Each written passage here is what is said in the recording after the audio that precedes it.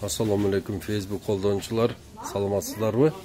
Биз баягы үйдүн жанындагы немедебиз, магазиндебиз. Мынаны караңыздар. Соктун түрлөрүн караңыздар. Мына биринчи моя семья, любимый.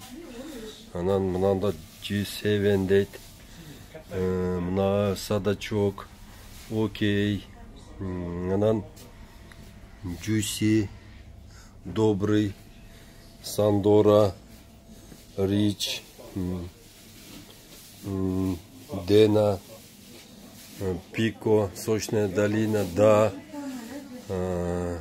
Juicy, на солнечный нектар дейт, мына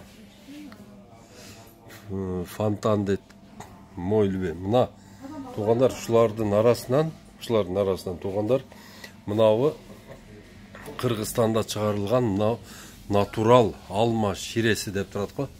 Ушул эң биз алып иче турган ушул да. Тугандар, ушуга көңүл бөлүңүздөр. Бул биздин өзүбүздө чыгарылган сок. Тугандар, ушуну биз дайыма айтып жүрөбүз да, бизде өндүрүш жок, качан өнүгөбүз, качан неме кылабыз деп турабы. Мына өндүрүш үчүн тугандар, биз өзүбүздүкүн алып ичишибиз керек да. Мына мисалы үчүн азыр келдик, бардыгыбыз мына натурал соктон алып кеттик.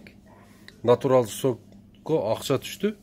Алар келдирге уже көбүрөөк иштейт турабы. Келдик да мынабы Дададан, Сочныйдан, Пикодон, Любимыйдан, G7ден, Октон, Садачок, Любимый. Ушу соктордон алып кеттик. Булардын составы мына ушул натурал ширесинин жанына да бара албайт да, тугандар. Ушуга көңүл бөлүңүздөр. Балдарыңарды жөнөткөндө, балам натурал алып кел.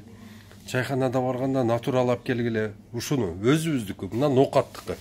Ушул ноокатта гана өндүрүлгөн, өзүбүздүн Кыргызстанда өндүрүлгөн таза сокторду алып ичиңиздер. Ушуга көңүл бөлүңүздөр.